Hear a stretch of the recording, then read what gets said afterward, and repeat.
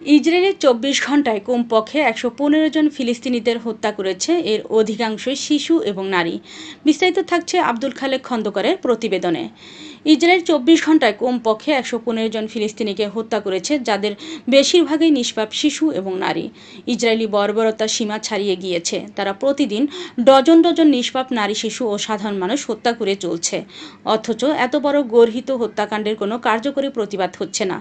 সম্প্রতি তারা এই হত্যাকাণ্ডের পরিমাণ আরও বাড়িয়ে দিয়েছে। তাদের এই মানুষ হত্যা ঠেকানোর মতো সভ্য পৃথিবীতে কেউ নেই বলেই ধরে নেওয়া হয়েছে। তাদের প্রতিপক্ষ হামাসকে বাদ দিয়ে কেন তারা শিশু হত্যাকাণ্ডে মেতে উঠেছে, সেই বিষয়টিতে তাদের জবাবদিহি করানোর মতো আজ কোনো দেশ বা মহান নেতা নেই। বিশ্বের সকল শান্তিকামী মানুষ আশা করছিল যে আমেরিকান প্রেসিডেন্ট ডোনাল্ড ট্রাম্প তার মধ্যপ্রাচ্য ভ্রমণের সময় সে ফিলিস্তিনকে একটি স্বাধীন রাষ্ট্র ঘোষণা করবেন এবং এর মাধ্যমে ফিলিস্তিনে একটি স্থায়ী শান্তি ফিরে আসবে। কিন্তু প্রকৃতপক্ষে দেখা গেল যে ডোনাল্ড ট্রাম্প সৌদি আরব, কাতার এবং সংযুক্ত আরব আমিরাত থেকে বিলিয়ন ট্রিলিয়ন ডলারের অস্ত্র ও বাণিজ্য চুক্তি করলেন।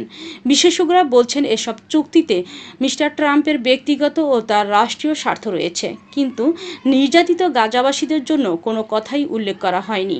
কিন্তু প্যালেস্টাইনের জন্য কোনো কিছুই তিনি করলেন না। তিনি ফিলিস্তিনকে স্বাধীন দেশ হিসেবে ঘোষণা করলেন না এবং ইসরায়েলের গণহত্যার বিরুদ্ধে কোনো ব্যবস্থা গ্রহণ করলেন না।